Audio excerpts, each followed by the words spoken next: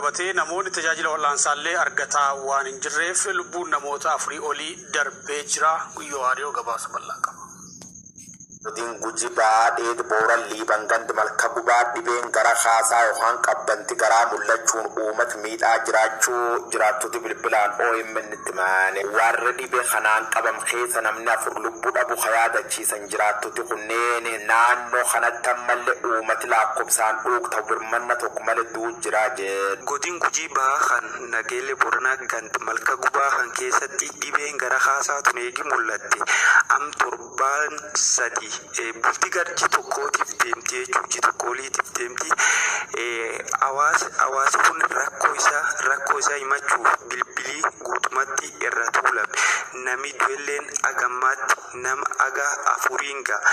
Uummatni baay'eedha. Uummatni ana waati darbeettiin yaalamaa jennaan shirtami shani. Namni nama ammallee deeyaa danda'uu danda'u. Gandi malka gubaa kullaf rakkoon nageenya yeroo dheertuu keessatti taatutti ta'uusiitiin mootummaan intarneetti balleessa tajaajila uummata kanneen akka geejjibaa libatu faddaan kuta jeera. Kanaaf duuba warri dhibe kanaan qabame birmachuu hin dandeenye ka jedhan warri dubbeefne namooti hedduun duuba haal kan fakkaatuun buufata fayyaa gandi malka gubaa walitti qabamuun guyyaa of eeggachuu jirjeera. Mootummaan achi jaha godin sun jiru sun ittisuudhaaf wanni inni deemu jiru kolleen yoo tubannu kennuudhaaf wanni deemu sun jiru yaala argachaa hin jiru. Amma dabalee aanaa waajjilee akkasumas isaanii itti fayyadu ogeeyyii isaanii itti fayyadu. Amma dabalaa jiru uummata kun jechuudha.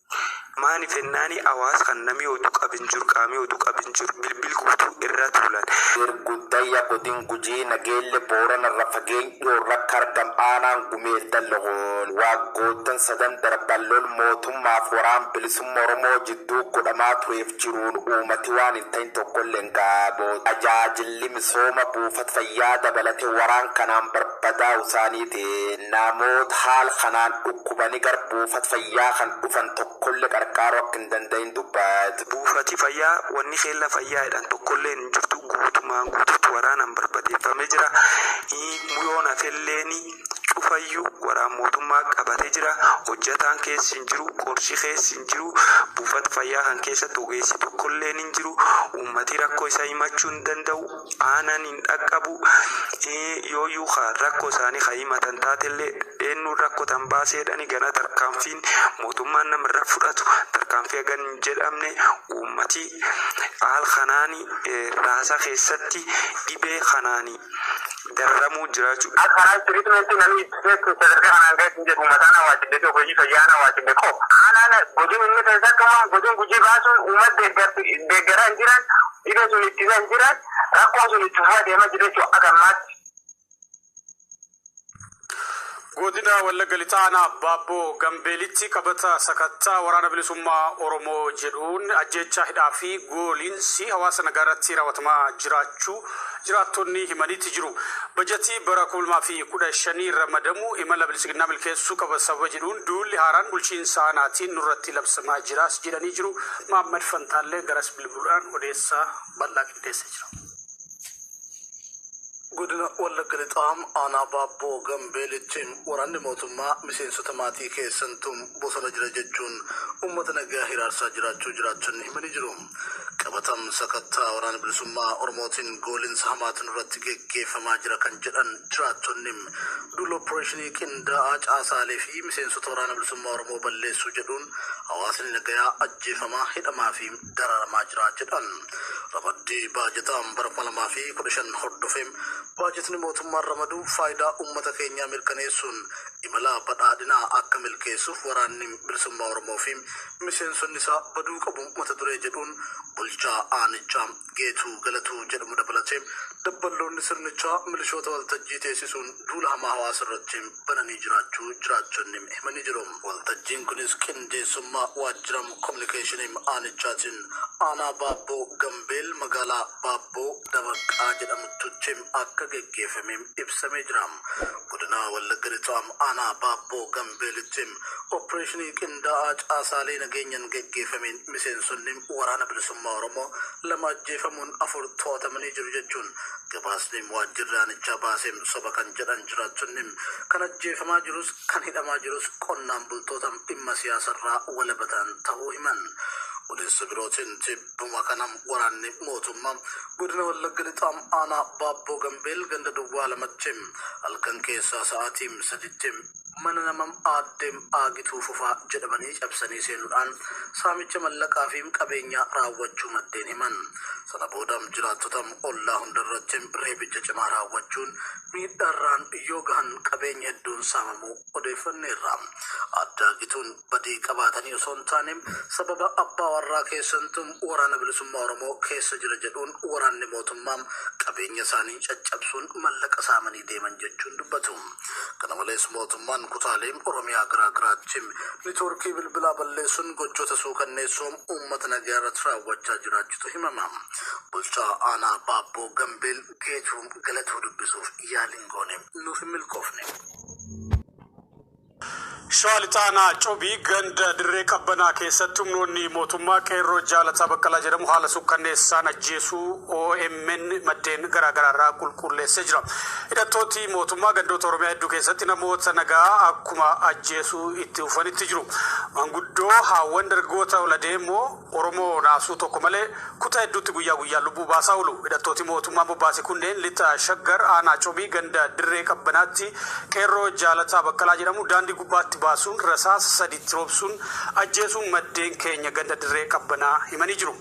Akka maddi keenya kun jedhutti qeerroo Jaalataa Baqqalaa onkolleessa tokko bara 2022 magaalaa Jalduuti maatii isaaf ergaa deemee osoo galaa jiru karaa irratti qabanii akka hamaa reebanii dararaa sukkanneessaa edda irraan gahanii rasaasa sadiin ajjeesanii daandii irratti gatanii deeman. Qeerroo Jaalataa Baqqalaa nama naamusa qabuu fi badii tokkoon maqaan isaa hin kaanedha jedhu maddi keenya. Torbee lamaan duras aanaa Abunaa Gindabaratitti waardiyyaa teelee tokko dabalatee namooti nagaa sadii hidhattoota mootummaatiin ajjeefamuu yaadachiisa. Maddi keenya ka ganda kanaa.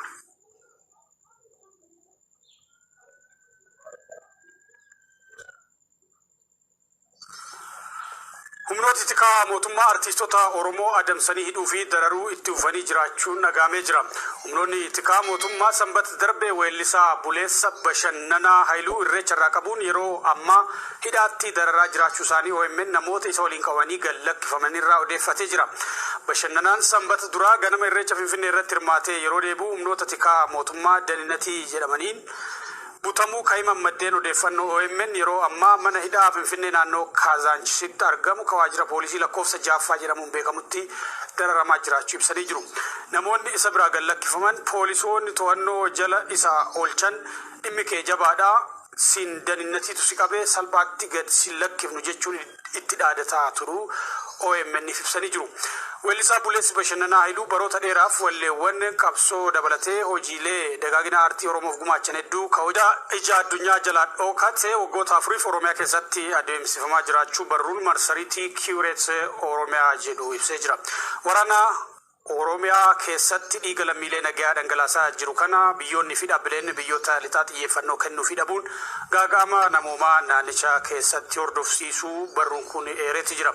Itoophiyaa fi gaanfa Afrikaatti nagaa fi tasgabbii argamsiisuun yoo barbaadame jalqaba Oromoo waltajjii marii irratti affeeruun akka barbaachisu xiinxala kana keessatti eeramee jira. Siraaj sabaaf guutuu xiinxala kana qopheessee jira.